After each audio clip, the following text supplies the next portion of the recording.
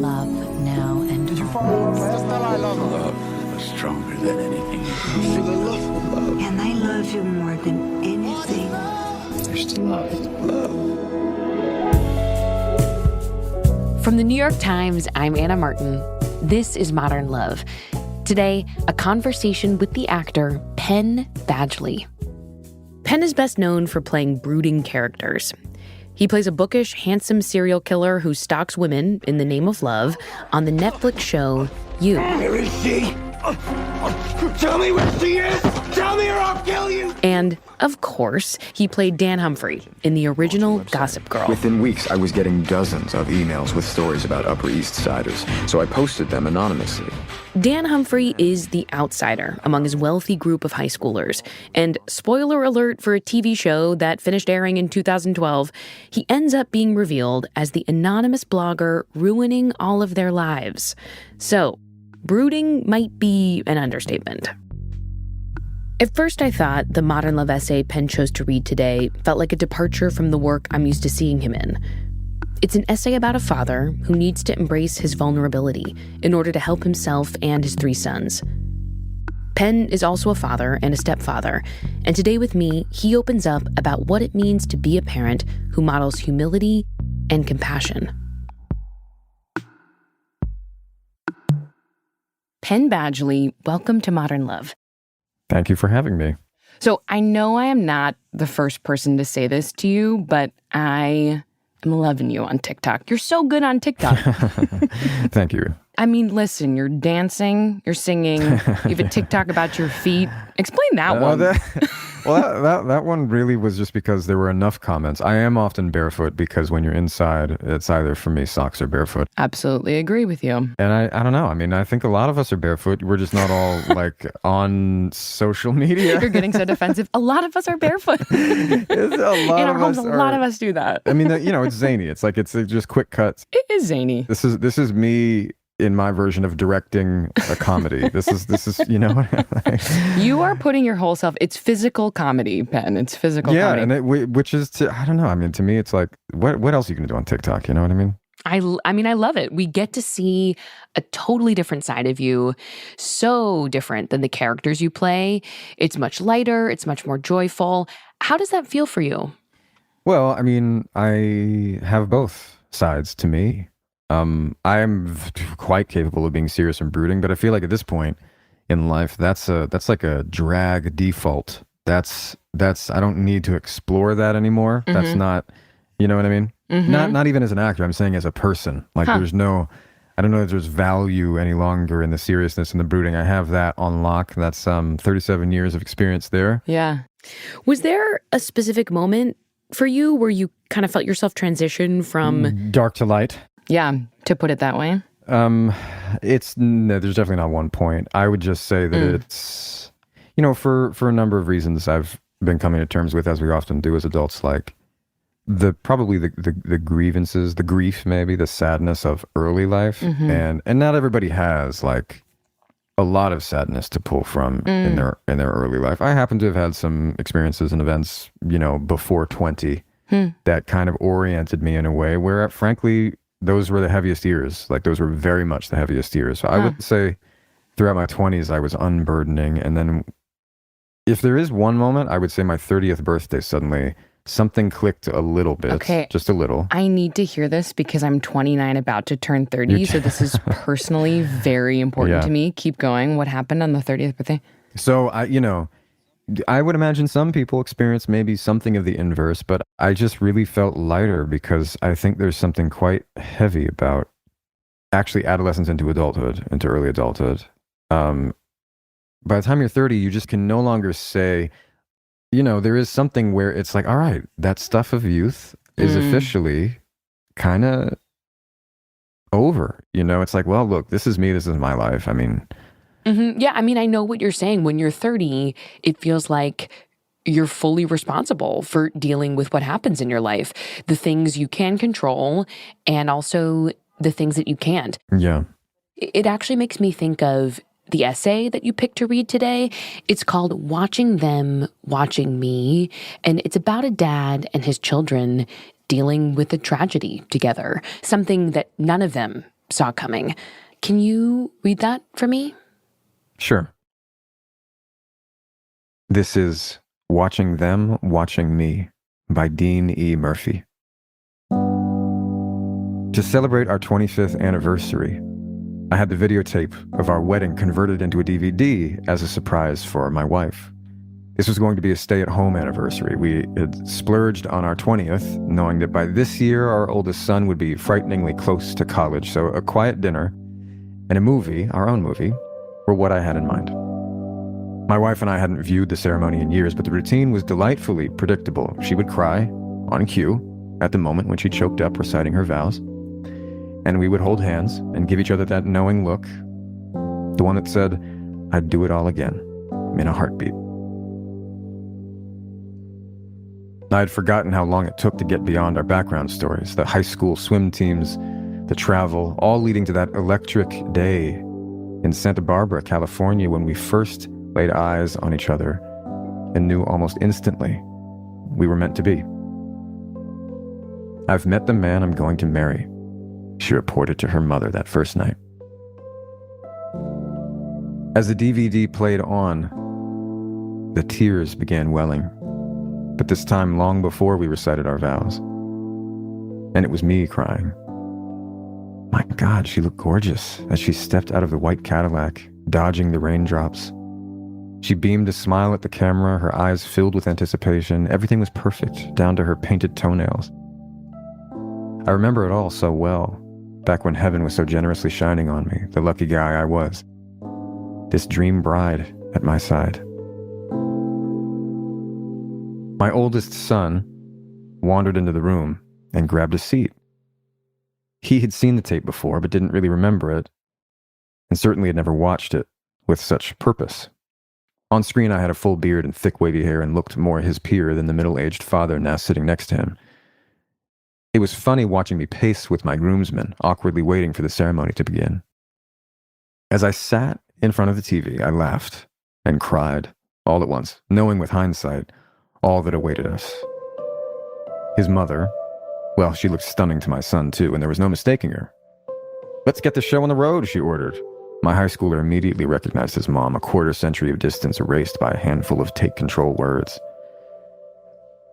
Still, he didn't stick around. It turned out to be too hard for him to sit with me, his dad, by then reduced to a helpless spectator to his own life. He felt like an intruder, he later confessed. When one of his brothers happened by, he, too, was so unnerved that he darted out the front door. His eyes were swollen and red when he returned, not a word needing to be exchanged between us.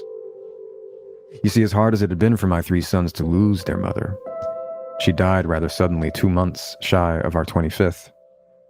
I learned that anniversary night that it has also been hard for them to watch me lose the love of my life.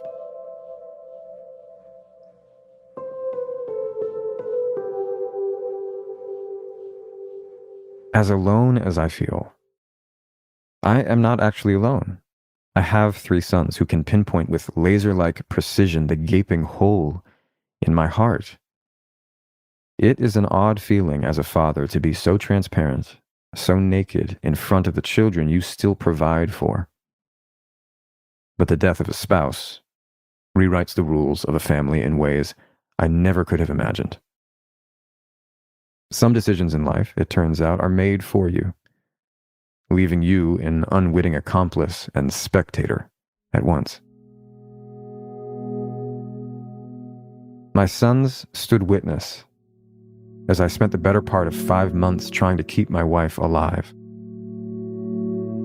She received a diagnosis of kidney cancer a few days after Thanksgiving, and we buried her the week before Easter. In some ways, it was a flash, those 134 days fighting for treatments, arguing with insurance companies, pushing for another drug, getting her to the hospital for chemotherapy. Always another deadline, something to arrange, a problem to solve.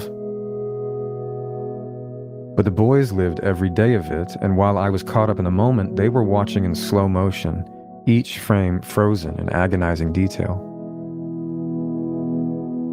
When they would act out or indicate neglect, I was frank in my plea to them. As harsh as this may sound, I can't make you my priority right now, so please don't insist on it. I love you and remain here for you, but my energies are focused on getting your mother healthy. She needs me like never before. Not that they didn't test me. Little things would conflate into big ones. The struggle over just getting to school on time became a flashpoint beyond reason, as the routines of everyday life, from when to eat meals to whose authority to respect, were suddenly up for negotiation. My updates on their mother's condition were rarely taken at face value. I was hiding something, or spinning them, or worse, I was in the dark myself. In a near instant, the world was not what it used to be. And never would be. Nothing anyone did made much difference, not in stopping the cancer, or even in managing the pain. Still, when it became clear that she was not going to get better, she mustered her strength and invited the boys into our bedroom. It would be another 10 days before she died, but she said her goodbyes that night in the sanctity of our home and on her terms. We all curled up on the thick white sheets and fluffy down comforter, craving her every affection, tears streaming down our cheeks, incapable of saying much beyond, "I love you." We knew this was one of life's consequential moments, even if we did not wholly appreciate the finality of it.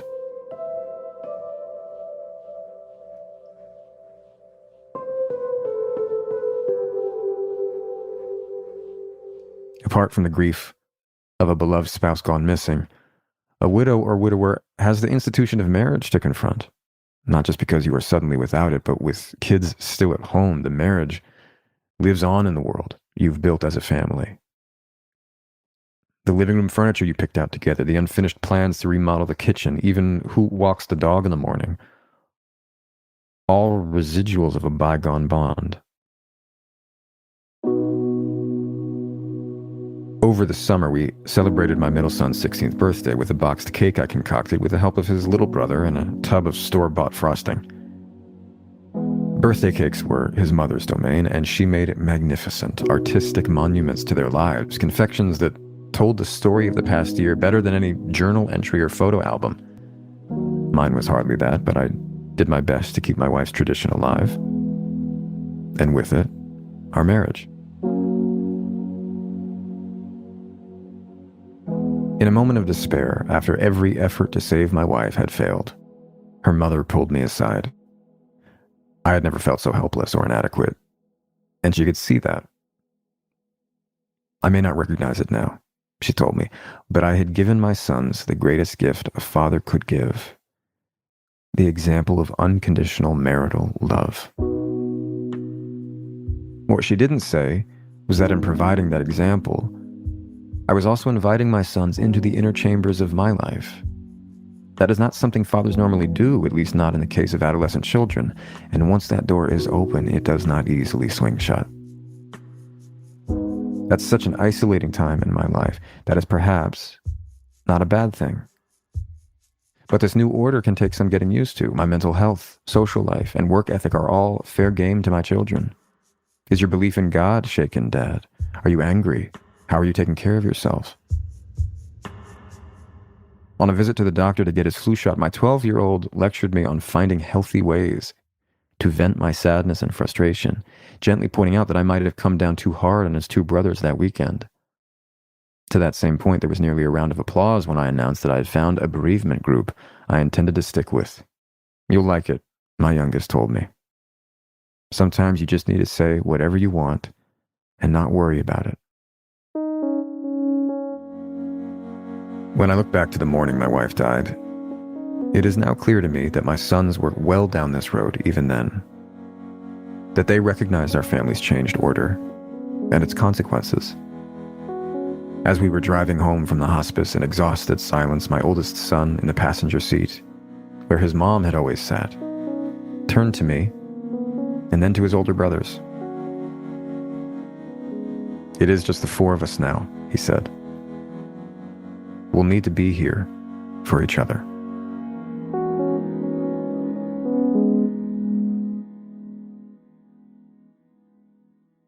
Thank you so much for that, Penn. That was really beautiful. What did it feel like to read? It's poignant. To me, that is even richer than just sadness or tragedy, because it contains, well, love, actually, is what it contains. It contains a lot of love. After the break, Penn talks about unconditional love and learning how to say, I'm sorry, as a parent.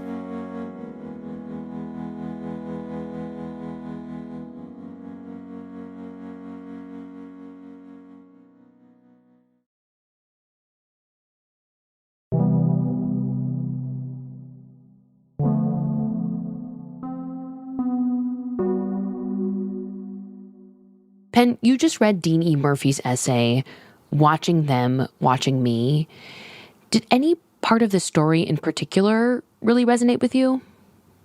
Yeah, for me, what he says about this gift that he's unintentionally given his sons, that they've been able to glimpse something of unconditional love that he's giving to their mother. And that he's also allowing them into, as he says, I think the inner chambers of his heart or his life, which is not what fathers typically do, especially for adolescent sons. And I mean, oh my goodness, that's everything. That's so uncannily beautiful. So beautiful. You know, that line, I was inviting my sons into the inner chambers of my life. That is not something fathers normally do. I want to ask, like, when you were a kid looking at your father, do you remember a moment where your father was open or vulnerable with you in the way the author of this essay is? No, but I know that in some ways, I know that in his own way he tried. Can you say how you knew that? I know it now.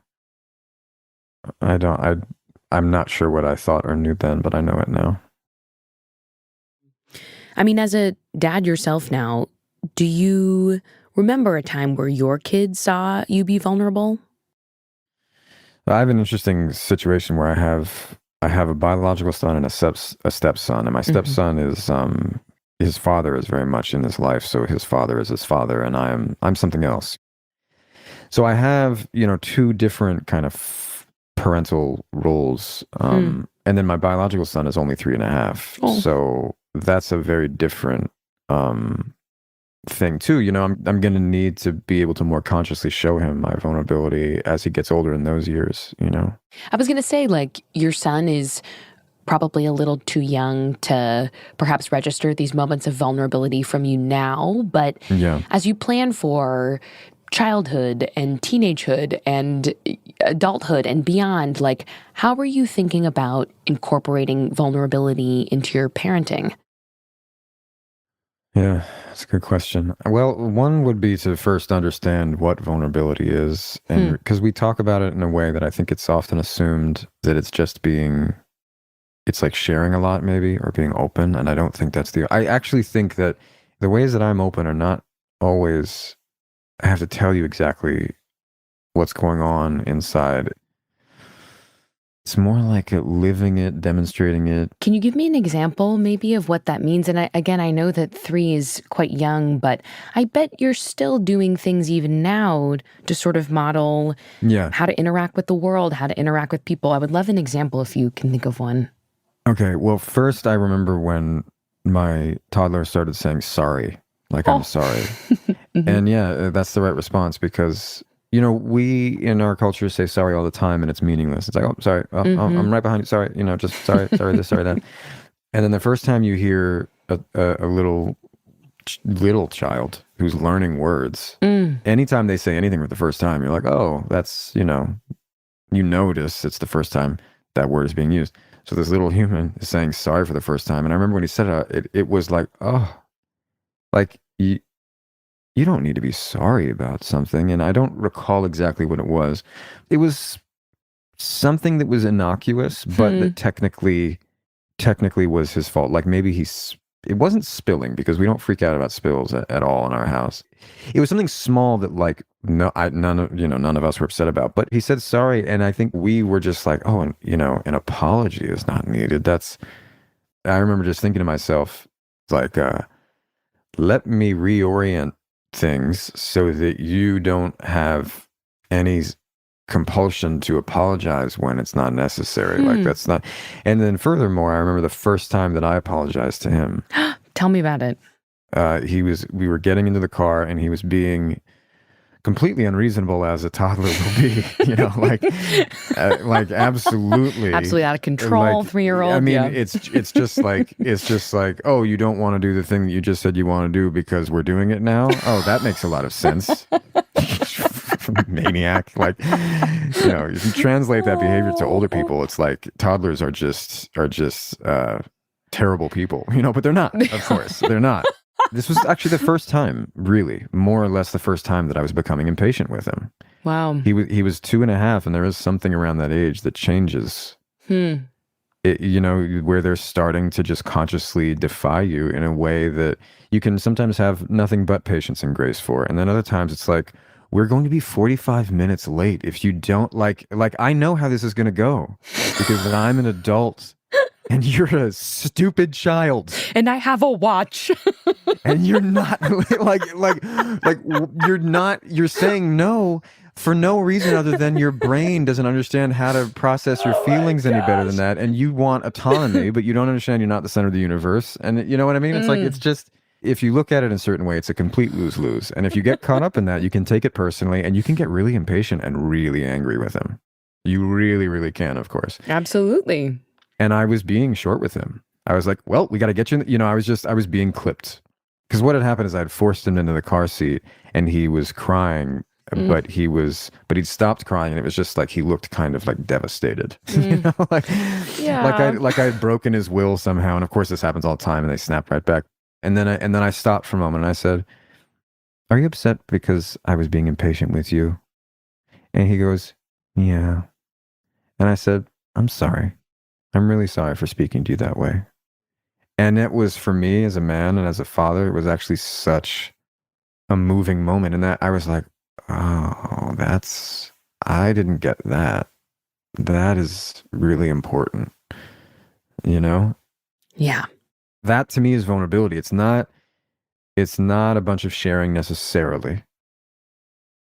It's not even apologizing when you know it's important. It's meaning it. And it really was the first time, by the way. Like, that's I'll always remember it. We talk all the time about these moments where we realize our parents are human and make mistakes too. And even though your son is maybe too young to like completely understand your words or to remember this moment, I kind of feel like he'll feel it in some way, That's the thing. He won't remember it. You're right. There's actually no neurological way he could ever remember it. He'll only know it in his nervous system if he grows up with a father who keeps doing this. Absolutely.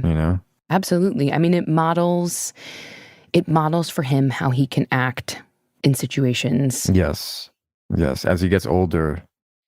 I want to change gears somewhat and talk about another theme in the essay, this idea that we can't protect kids from the hard stuff in life.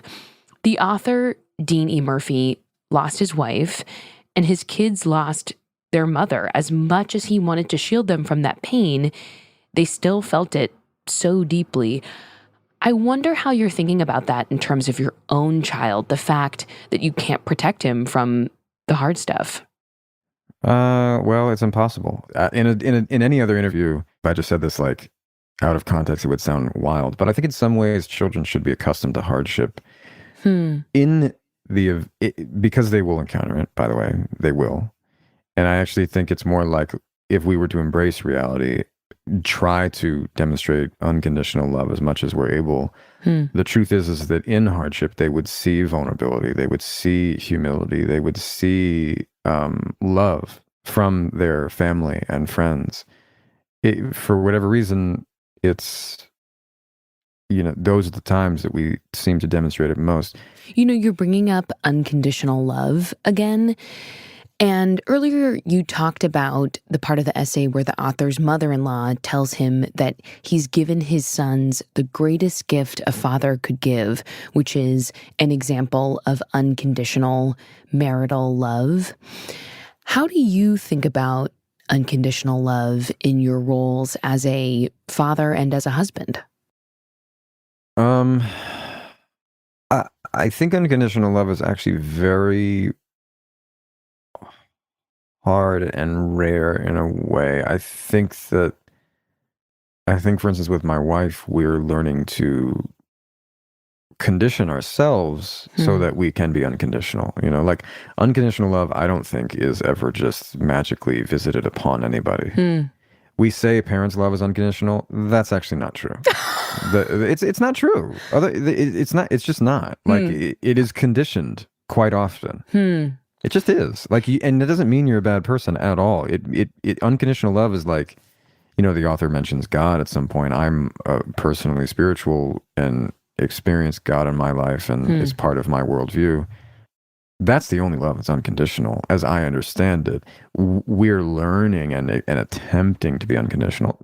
I really would want to interrogate anybody's experience of so-called unconditional love because, I think you unfortunately find a lot of conditions. I think you're articulating something really true, which is that love requires work, right? The author is giving his sons this model of unconditional love, but it's not easy. There is so much effort there. There's so much grief there.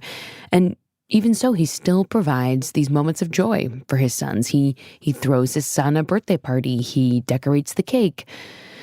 To end on a bit of a lighter note, I wonder if there was a moment recently where you tried to give your child a moment of joy. It can be really small, even. Yeah, I mean, that especially with a toddler is easy. That happens. That actually happens all the time. How gorgeous is that, huh? Well, yeah, it is gorgeous. It's a beautiful, beautiful dimension of life. There's joy often, so often. I'll actually switch to my 15-year-old for that one. Very recently, we had a rare kind of like bedtimes, and when you have such an age spread, it's kind of hard to like make time for everybody. And so, and he's older and he doesn't want to spend that much time with us anyway. So like this was like a night, an evening where I was sacrificing sleep after many nights of not much sleep. I think our littlest was sick, but it struck me and I was like, hey, we need to watch a movie. We're going to watch The Edge of Tomorrow with Tom Cruise and Emily Blunt. Okay. And it is such a good action movie. Okay. Like such a, you know what I mean? It's like, there's something, it's the best that an action movie has to offer. So you say to your 15-year-old, like, we need to watch this movie tonight. Yeah, because it was just like, we are going to have a great time together. And it was one of those very male, like, we didn't talk that much because it was super late. And frankly, I was exhausted. And I was like, I'm going to get maybe 4 or 5 hours of sleep and, whatever. But I just knew it was important. It was like, the stars had aligned so that my wife and youngest son were asleep, and I was just like, this is a good time to do this. You're not going to play video games right now. We're going to do this. What did your 15-year-old think? Well, he loved it. No, he loved it. And we want to talk about modern love. One of the ways you got to do that is watch things with people. That is so sweet. I love that. You were like, dude, let me unlock the best film ever. Yeah. You are I have to tell you, I had to covertly Google it as you were speaking because I'd never heard of it. But I need you to know that later, I will be watching this movie. You're welcome in advance. Thank you so much. And actually, that's what I wanted to say. Penn Badgley, thank you so much for this conversation. Such a treat. Oh, thank you for having me. Listeners, check out Penn's podcast called Pod Crushed. It's about embarrassing middle school memories. We all have them. It's very funny, and it is available wherever you get your podcasts. Next week, I talk to actor and singer-songwriter Maya Hawke about what she wished her life would have looked like as a child of divorce. I think the dream situation is captured by the film Parent Trap. Secret twin, yeah. Yeah, secret twin, get your parents back together. Modern Love is produced by Julia Botero, Christina Josa, Reva Goldberg, Davis Land, and Emily Lang, with help from Kate Lopresti. It's edited by our executive producer, Jen Poyant. Special thanks to Paula Schumann. The Modern Love theme music is by Dan Powell. Original music by Pat McCusker. This episode was mixed by Daniel Ramirez. Our show is recorded by Maddie Masiello. Digital production by Mahima Jablani and Nell Galogli. The Modern Love column is edited by Daniel Jones. Mia Lee is the editor of Modern Love Projects. I'm Anna Martin. Thanks for listening.